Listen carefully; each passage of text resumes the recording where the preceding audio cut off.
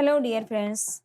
यहाँ पर हम हमारा आज जो उत्तर छायावाद चल रहा है उसकी तीसरी क्लास आज हम करने वाले हैं। क्योंकि 2 क्लासेस में कंप्लीट नहीं हो पाया था, थोड़ा-सा देखिए डिटेल में अगर हम पढ़ रहे हैं कंटेंट को, थोड़ा-सा टाइम लगता है।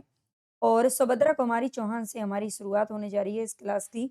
उम्मीद करती हूँ कि यहाँ से आपको काफ़ी सारे नए प्रश्न देखने को मिलेंगे और ये आपके लिए बहुत ही मोस्ट मोस्ट सीरीज़ ये चल रही है, बहुत अच्छी आपके चाहे वो आप रिवीजन के दौर में हैं और चाहे आप शुरुआत से तैयारी कर रहे हैं, ये कंटेंट बेस्ड जो क्वेश्चन मैं आपको करवा रही हूँ, यहाँ से आपको पूरा पेपर देखने के लिए ज़रूर मिलेगा। हाँ, 1-2 क्वेश्चन अलग आते हैं, उनका मैं कुछ नहीं कर सकती, कोई कुछ नहीं कर सकता है।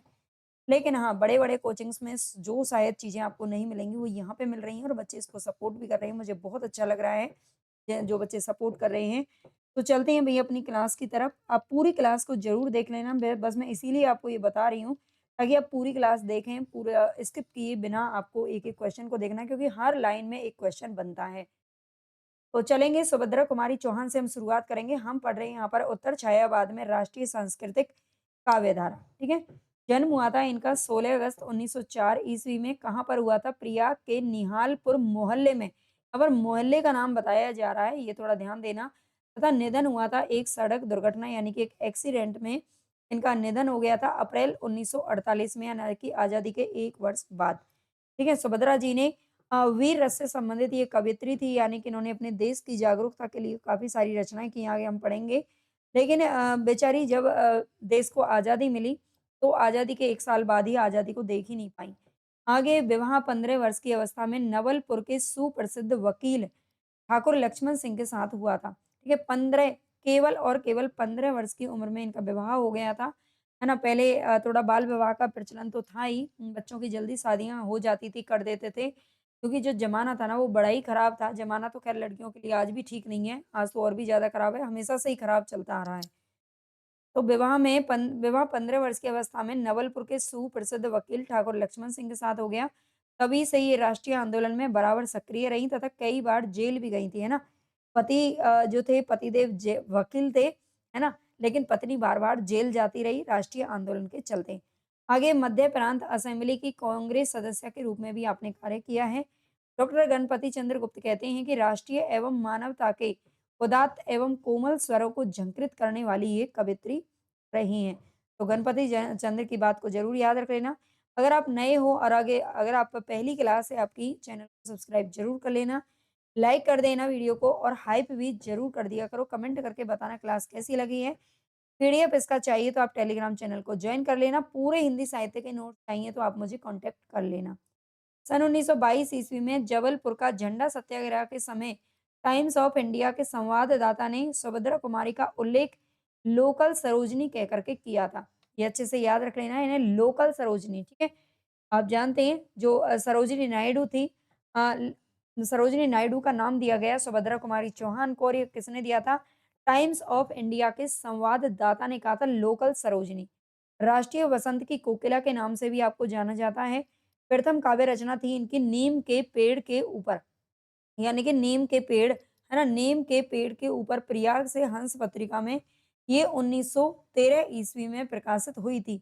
रामधारी सिंह दिनकर की एक रचना हमने पढ़ी थी नीम के पत्ते, ठीक है? नीम के पत्ते उन्होंने लिखे थे, लेकिन पेड़ किसने लिख डाला? सुभद्रा कुमारी जी ने।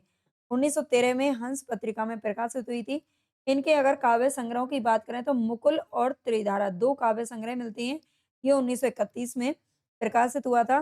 कहानी संग्रह की अगर हम बात करें तो बिखरे मोती कहानी संग्रह में सबसे पहले आता है बिखरे मोती, है ना? मोती बिखर गए 1932 ईस्वी में। ये इनका पहला कहानी संग्रह है। इसमें पापी पेट, भगना अवशेष, मजली रानी, होली आदि कुल 15 कहानियाँ हैं। पापी पेट कहानी को राष्ट्रीय कहानी का दर्जा भी मिला हुआ है। दूसरी कहानी संग्रह है इनका उन्मादिनी, ये 1934 ईस्वी में प्रकाशित हुई। उन्मादिनी, सोने की कंठी, नारी हृदय, वेश्या की लड़की आदि कुल 9 कहानियाँ इसमें संग्रहित की गई हैं। तीसरी कहानी संग्रह है इनका तीसरा सीधे साधे चित्र। सीधे साधे चित्र 1947 ईस्वी में आया। इसमें रूपा, कैलासी रानी, प्रोफेसर मित्रा आदि 14 कहानियाँ संग्रहित हैं। यानी कि 3 कहानी संग्रह यहाँ पर इनके मिलते हैं, जिनमें एक में 15 कहानी संग्रह हैं। बिखरे मोती में कुछ कहानियों के इनके याद रख लेना, जैसे पापी पेट पूछ लिया जाता है, भागना अवशेष भी पूछ लिया जाता है, उन्मादिनी खूब पूछा जाता है। ठीक है? इनको ज़रूर याद रख लेना। आगे इनकी कहानियों पर हिंदी साहित्य सम्मेलन की ओर से 2 बार सीताराम सेकसरिया पुरस्कार भी इनको प्राप्त हुआ था, ठीक है? हिंदी साहित्य सम्मेलन की स्थापना वैसे मैं हर वीडियो में बताती हूँ, ये 1910 ईस्वी में हुई थी, है ना? जहाँ भी ये आ जाता है। 1910 में इसकी स्थापना हुई थी और इसकी ओर से 2 बार इनको सेक्सरिया पुरस्कार भी मिला था। इनकी उन्मादिनी, आहुति, मजली रानी, एकादशी, किस्मत तथा नारी हृदय आदि कहानियों में अपने समय की नारी की स्थिति, उनकी समस्याओं का चित्रण हुआ है। अगर आप हिंदी साहित्य वाक़ई में पढ़ते ही हैं, तो मैं आपसे एक क्वेश्चन यहाँ पर पूछती हूँ कि महादेवी वर्मा को किस रचना के लिए सेक्सरिया पुरस्कार मिला था और कब मिला था? ये मैंने अच्छे से आपको पढ़ाया है। आप इस वीडियो के नीचे कमेंट करके ज़रूर उसका आंसर बताइए। अगर आपको नहीं आता है तो ढूँढिए, खोजिए, वीडियो देखिए या फिर कहीं से भी खोजिए और बताइए, ठीक है? आगे देखते हैं इनकी अमराई, तांगेवाला, गुलाब सिंह, शुभांगी, राही आदि कहानियाँ राष्ट्रीय आंदोलन से संबंधित है। राही कहानी हमारे यूजीसी नेट के सिलेबस में भी आती है, जिसको हम डिटेल में पढ़ चुके हैं। प्रसिद्ध राष्ट्रीय कविताओं की अगर बात करें तो झांसी की रानी इन्होंने लिखा था, असहयोग लिखा था, असहयोग, सेनानी का स्वागत, विदा, जलियांवाला बाग, वीरों का कैसा हो बसंत, मातृ मंदिर और स्वदेश के प्रति। ठीक है, ये इनकी कुछ प्रसिद्ध कविता हैं जो बार-बार पूछी जाती हैं। झांसी की रानी के बारे में थोड़ा-सा देख लेते हैं। झांसी की रानी बुंदेलखंड में लोक शैली में गाए जाने वाले छंद में रचित है ये। इनकी प्रसिद्ध कविता है। राष्ट्रीय भावना से ओत-प्रोत होने के कारण अंग्रेजी सरकार ने इस पर प्रतिबंध लगा दिया था। फिर भी यह हिंदी भाषा-भाषी जनता को कंठाग्र हो गई थी।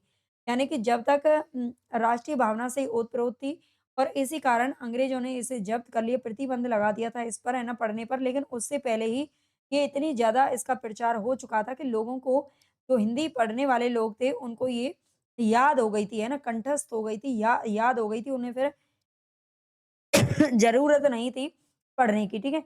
सिंहासन हिल उठे, राजवंशों ने भ्रिकुटी तानी थी। बूढ़े भारत में भी आई फिर से नई जवानी थी। गुमी हुई आज़ादी की कीमत सबने पहचानी थी। दूर फिरंगी को करने को सबने मन में ठानी थी। चमक उठी सन 57 में वह तलवार पुरानी थी।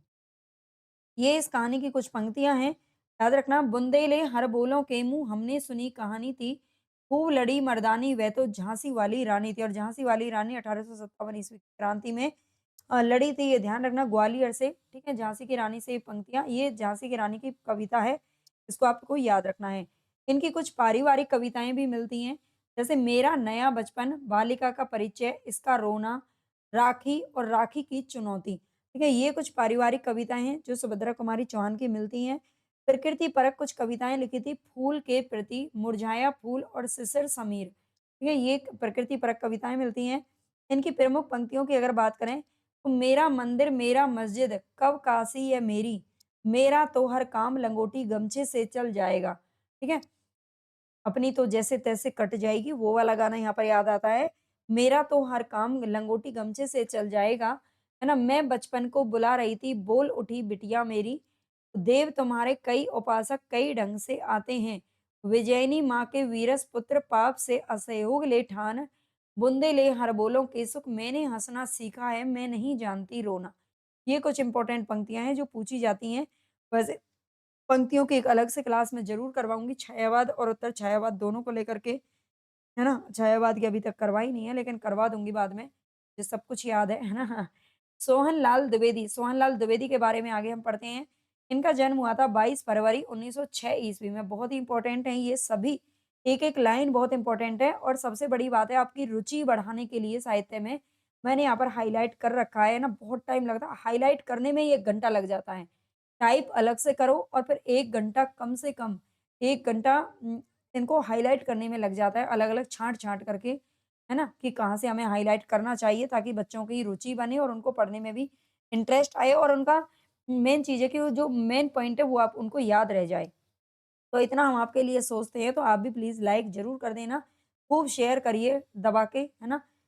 क्योंकि अच्छे नोट्स हैं, अगर बच्चों तक पहुँचेंगे तो अच्छा है, किसी का फ़ायदा हो जाएगा, भला हो जाएगा।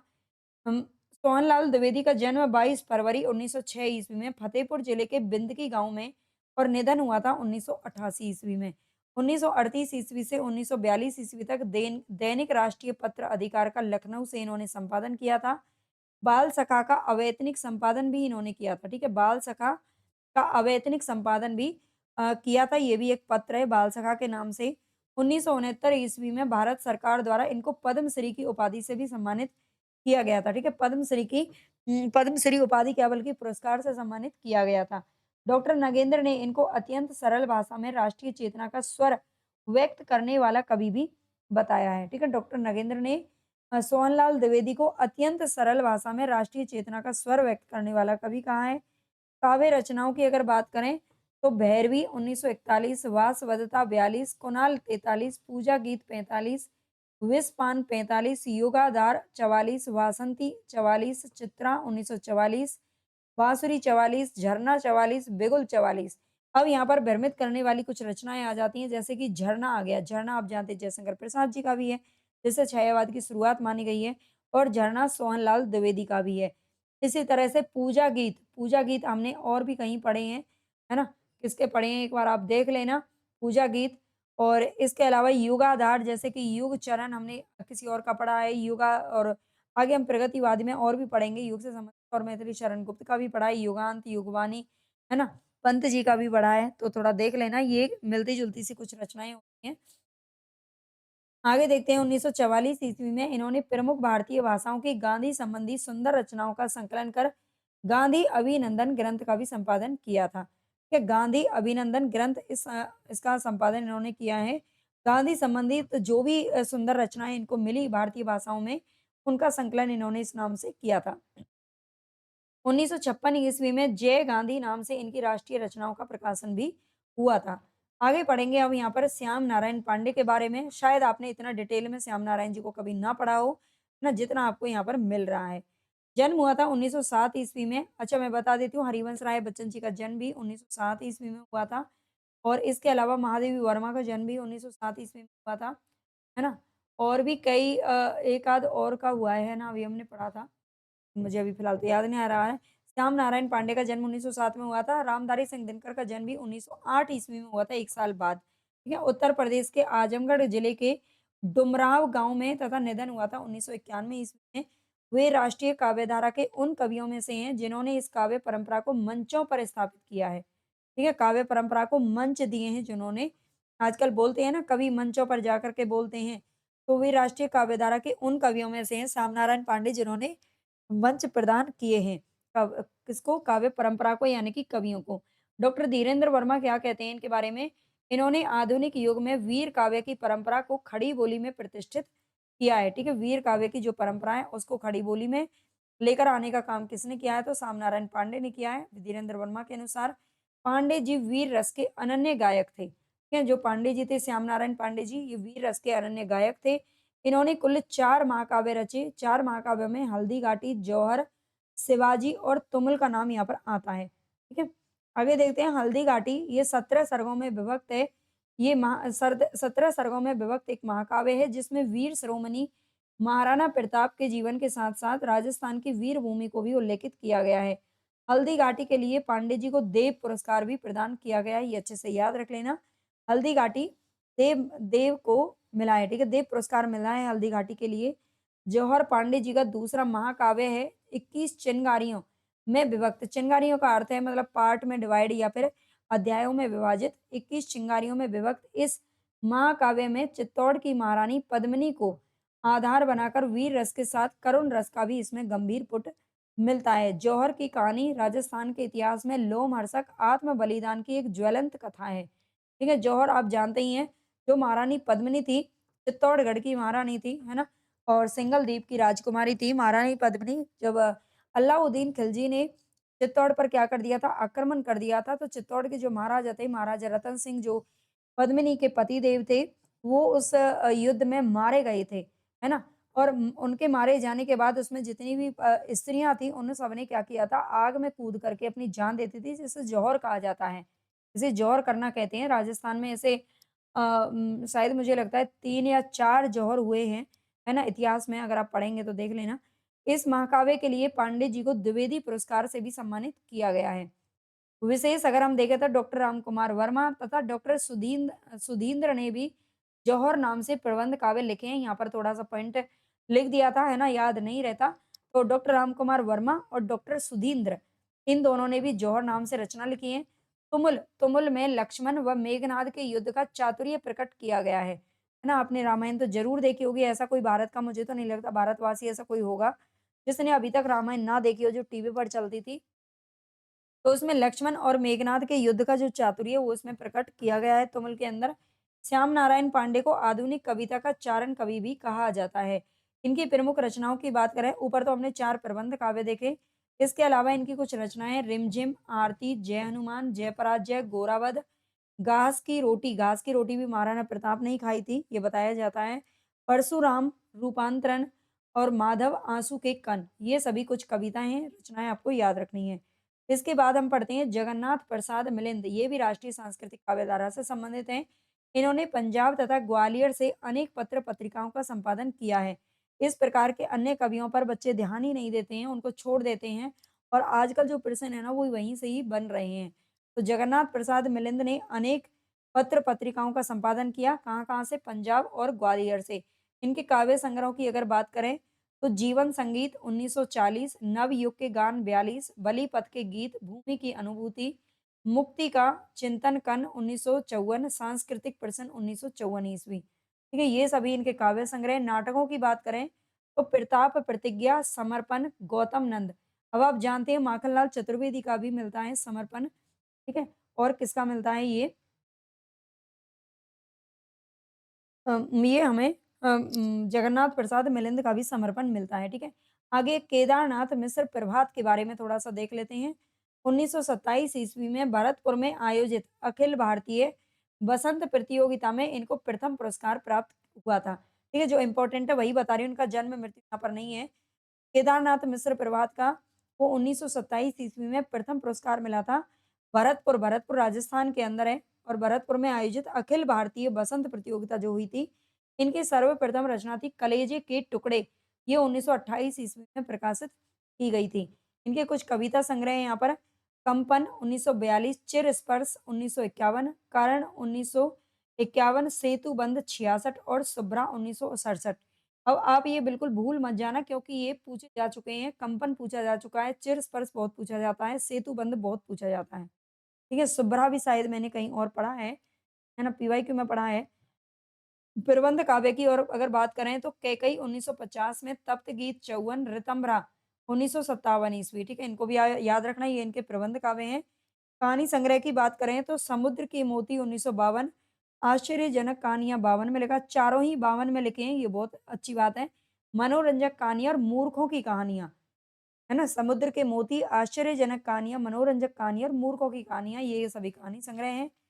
आगे देखते हैं अब यहाँ पर हमारा जो तीसरा भाग किया था डॉक्टर गणपति चंद्र गुप्त ने, उत्तर छायावाद को 3 भागों में बाँटा है। 2 तो हम पढ़ चुके हैं, हालावाद और राष्ट्रीय सांस्कृतिक काव्य धारा। यहाँ पर तीसरे का नाम है समष्टि चेतना प्रधान काव्य, ठीक है? डॉक्टर गणपति चंद्र गुप्त ने इस काव्य धारा को समष्टि चेतना प्रधान काव्य की संज्ञा दी है। छायावाद युग के समानांतर, अगर इससे पहले की क्लासेस आपने नहीं देखी है ना, तो आप सभी से मतलब गुज़ारिश है कि आप ज़रूर देखिए, इससे आपको ही ज़्यादा फ़ायदा मिलने वाला है। मुझे इतना फ़ायदा नहीं मिलेगा, लेकिन आपको बहुत ज़्यादा फ़ायदा मिलेगा। छायावाद युग के समानांतर चलने वाली ऐसी काव्यधारा जिसमें सौंदर्य की अनुभूति, प्रणय वेदना, रहस्य अनुभूति एवं राष्ट्रीय भाव की अभिव्यक्ति आदि सभी का एक साथ सामंजस्य मिलता हो, समष्टि चेतना प्रधान काव्य उसे कहा जाता है। जानकी वल्लभ शास्त्री का नाम इसमें आता है ना? बहुत सारे ऐसे कवि होती हैं जिनको आप कहीं देखने को नहीं पाते हैं, लेकिन यहाँ आपको एक-एक कवि मिल जाएगा ढूँढने को, ठीक है? जानकी वल्लभ शास्त्री, इनकी प्रमुख रचनाएँ रूप अरूप, गाथा, तीर तरंग, शिप्रा, मेघ गीत, उत उत्पल दल, अवंतिका और राधा। राधा इनका महाकाव्य जो 1971 में आया था। प्रकाशन वर्ष मैंने दे रखा है, आप पढ़ लेना। हरिकृष्ण प्रेमी का नाम आता है, ठीक है? समष्टि प्रधान में। तो हरिकृष्ण प्रेमी का जन्म हुआ था 1908 ईस्वी में दिनकर जी के साथ ग्वालियर के गुना नामक स्थान पर तथा निधन हुआ था 1974 ईस्वी में। पंडित माखनलाल चतुर्वेदी के साथ इन्होंने त्याग भूमि में पत्रकार के रूप में प्रारंभ किया था। ठीक है, त्याग भूमि में पत्रकार के रूप में ये प्रारंभ इन्होंने अपना जो करियर की शुरुआत की है। ध्यान रखना, लाहौर से भारतीय पत्रिका का प्रकाशन भी आपने किया था। आकाशवाणी जालंधर, आकाशवाणी ये जालंधर में हिंदी दिग्दर्शक भी रहे और उसके बाद फ़िल्म क्षेत्रों में भी आपने कार्य किया है, लिखने का ही कार्य किया होगा, है ना? कविता संग्रह की अगर बात करें तो आँखों में जादूगरनी, जादूगरनी पूछा जा चुका है। अनंत के पथ पर पूछा जाता है, अग्निगान, रूप दर्शन, प्रतिभा, वंदना के बोल और रूपरेखा। ये सभी हरिकृष्ण प्रेमी जी के कविता संग्रह हैं, याद रखना। नाटक को देखते हैं, नाटक रामचंद्र शुक्ल क्या कहते हैं? तृतीय उत्थान काल के 2 नाटककार जयशंकर प्रसाद और हरिशंकर प्रेमी दिखाई पड़े। ठीक है, 2 ही नाटककार दिखाई पड़े। दोनों की दृष्टि ऐतिहासिक काल की ओर रही। प्रसाद ने अपना क्षेत्र प्राचीन हिंदू काल के भीतर चुना और प्रेमी जी ने मुस्लिम काल के भीतर चुना। ठीक है, मुस्लिम काल के भीतर का मतलब है कि जब मुस्लिम मुगलों का जब यहाँ पर शासन था, तो हरिकृष्ण प्रेमी ने जो अपने नाटक लिखे हैं ना, वो उसी दौर के लिखे हैं, ठीक है? डॉक्टर नगेंद्र क्या कहते हैं कि इनके नाटक राष्ट्रीयता और देश प्रेम के भावों से ओतप्रोत हैं और इस रूप में अपने युग के सच्चे प्रतिनिधि हैं। इनकी प्रथम प्रकाशित कृति है स्वर्ण विहान, 1930 ईस्वी में अंक दृश्य रहित गीति नाट्य है। पहला ऐतिहासिक नाटक है इनका रक्षाबंधन, 1934 में आया तथा एकमात्र पौराणिक नाटक है इनका पाताल विजय, 1936 ईस्वी में प्रकाशित हुआ था। इनका जो रक्षाबंधन है ना, वो बहुत बार पूछा जाता है, हरिकृष्ण प्रेमी का नाटक है ये, ठीक है? याद रखना। ऐतिहासिक नाटकों में जो थोड़ा देख लेते हैं, बहुत सारे नाटक इन्होंने लिखे हैं, देखते हैं, है ना? एक बार पढ़ लेती हूँ मैं। रक्षाबंधन 34 में आया था, इसको अच्छे से क्रम से याद रख लेना। सेवा साधना बहुत बार पूछा गया है, प्रतिशोध पूछा जाता है, स्वप्न भंग भी पूछा जाता है, आहुति 40 में, मित्र 1945, विषपान 1945, उद्धार 49, शपथ 51, प्रकाश स्तंभ, कीर्ति स्तंभ, शतरंज के खिलाड़ी, विदा, संरक्षक, सांपों की दृष्टि और सृष्टि 1959, रक्तदान 1962, आन का मान 1962, अमर आन, अमर बलिदान, अमृत पुत्री, संवत प्रवर्तन, श्री भग्न प्राचीर। ठीक है, तो इसके अलावा इसमें से ना सबसे ज्यादा इंपॉर्टेंट तो ऊपर वाले ही हैं, रक्षाबंधन, सेवा साधना, प्रतिशोध, स्वप्न भंग, आहुति। इसके अलावा उद्धार, है ना, और विदा, शायद यही हैं जो अभी तक पूछे गए हैं। फिर भी आप सबको याद कर लेना, एक अमर बलिदान भी पूछा जाता है, ठीक है? बाकी आप सभी को याद करिए, मैं ये नहीं कहूँगी कि आपसे जो मैं बता रही हूँ वही पूछा जाएगा, कुछ भी पूछा जा सकता है, अदरवाइज़ मैं इतना लिखती क्यों यहाँ पर, है ना? इसीलिए तो लिखा है, अब बार-बार याद करिए, बार-बार रिवीजन करिए, बार-बार लिख के देखिए। सामाजिक नाटकों की अगर बात करें तो हरिकृष्ण प्रेमी का एक नाटक है बंधन, 1940 ईस्वी में लिखा। डॉक्टर रामचंद्र तिवारी के अनुसार इसका जो प्रकाशन वर्ष है वो है 1941, छाया 1941 और ममता 1967 में लिखा था। बंधन, छाया और ममता, ये इनके सामाजिक नाटक हैं हरिकृष्ण प्रेमी जी के। एकांकी संग्रह की बात करें तो मंदिर इनका 1942 में लिखा गया, बादलों के पार 1952 में। यह भी एक खेल है, प्रेम अंधा है, रूप सिखा, मातृभूमि का मान और निष्ठुर न्याय प्रेमी, जो कि ऐतिहासिक एकांकी है। अगला नाम यहाँ पर आता है विद्यापति कोकिल का। विद्यापति कोकिल, ये विद्यावती कोकिल है, सॉरी, विद्यावती कोकिल है ना? और ये महिला कवयित्री हैं, पहले विद्यापति नहीं है ये, विद्यापति नहीं है, विद्यापति को ऐसे मैथिल कोकिल कहा जाता है, कहीं आप गलत समझे, वो आदिकाल में हमने पढ़े थे। कोकिल जी अरविंद दर्शन से प्रभावित थी। इनकी प्रमुख रचनाओं की बात करें तो अंकुरिता, माँ, माँ नाम से भी इन्होंने एक रचना लिखी है। सुहागिन, सुहाग गीत को पूछा जाता है, पुनर्मिलन, अमर ज्योति, प्रेम बिना तस्वीर, ये इनका नाटक है। ठीक है, विद्यावती कोकिल की रचनाएँ। पंक्तियों की बात करें, सखी अब रस बरसे में भीजे, भीतर बरसे बाहर बरसे, दिन बरसे भर राती, रस मुझ में सीसा मैं रस में तनिक तनिक कर सींचे। आगे नाम आता है एक और, सुमित्रा कुमारी सिन्हा का, ठीक है? सुमित्रा कुमारी सिन्हा, जन्म हुआ था 1915 फैजाबाद में। इनकी प्रमुख रचनाएँ काव्य संग्रह में विहाग 1935, आशा पर्व 42, पंथनी और बोलों के देवता, पंथनी बोलों के देवता 1954 और प्रसारिका 1955। कहानी संग्रह में आता है अचल सुहाग और वर्षगांठ। ये रचनाएँ आप याद रख लेना। बाल साहित्य की अगर बात करें तो कथा कुंज, कहानी संग्रह, आंगन के फूल, कविता संग्रह और दादी का मटका, ये इनके कुछ बाल साहित्य हैं। अब यहाँ पर हमारा छायावाद पूरी तरह से समाप्त हो चुका है। छायावाद, हालावाद, राष्ट्रीय सांस्कृतिक काव्यधारा सब कुछ हम कंप्लीट कर चुके हैं। आदिकाल से लेकर के हमारी क्लास चल रही है। पूरा हिंदी साहित्य आपको फ्री में पढ़ाया जा रहा है यूट्यूब पर ही, है ना? तो आप चाहें तो आप किसी भी एग्ज़ाम की चाहे तैयारी कर रहे हो, आप मेरे साथ में जुड़िए और पूरी क्लासेस को सभी को ज़रूर देख डालिए। जो क्लासेस नहीं देखे, नए जुड़े हो, तो जाकर के देख लीजिए। आज मैं उनकी एक अलग प्लेलिस्ट भी कर दूँगी जिनमें कंटेंट है, ठीक है? ये वन लाइनर फॉर्म में आपको कंटेंट कराया जा रहा है। बहुत ही अच्छी ये क्लासेस हैं और आपको बहुत ही फ़ायदा इससे इनसे मिलने वाला है ना? बहुत फ़ायदा। आप जब पेपर में किसी में भी बैठोगे और आके कहोगे ना, मैम आपके क्लासेस से ही आया था पूरा, ये मुझे विश्वास है ऐसा ही होगा। और अगर आप ये नोट्स मँगवाना चाहते हैं तो यहाँ पर ये नंबर है, आप इस पर संपर्क करके अ संपर्क कर सकते हैं, ठीक है? इस पर आप नंबर संपर्क कर लीजिए, आपको ये नोट्स आपके घर तक पहुँच जाएँगे। लेकिन हाँ, और मैं आपको कीमत भी बता देती हूँ, बहुत ज़्यादा महँगा बिल्कुल भी नहीं है, ठीक है? जितनी इसका मतलब जितनी इसमें मेहनत लगी है ना, उसके अपेक्षा तो ये कुछ भी नहीं है। केवल और केवल ₹650 में, ठीक है? ₹650 में आपको ये नोट्स हैं जो आपके घर तक पहुँच जाएँगे, क्योंकि डिलीवरी का चार्ज ही इसमें कितना है, एक ₹100 से ऊपर का लगता है ना? तो इतना आप भई इसमें तो इतना में तो कुछ भी नहीं है, एक किताब ही आपको इतने में मिलती है और ये भी एक किताब ही है। लेकिन बहुत ही अच्छे नोट्स मिल रहे हैं, किसी भी एक किताब से पढ़ कर के आप इतना डिटेल में नहीं मिलेगी आपको किसी भी किताब में जितना यहाँ पर मिल रहा है। तो सारा कुछ मैंने यहाँ पर बता दिया, अगर आपको चाहिए तो सीधा फ़ोन पे करके आप अपना एड्रेस, फ़ोन पिन वगैरह सब कुछ भेज देना, मुझे संपर्क कर लेना, बात कर लेना। ठीक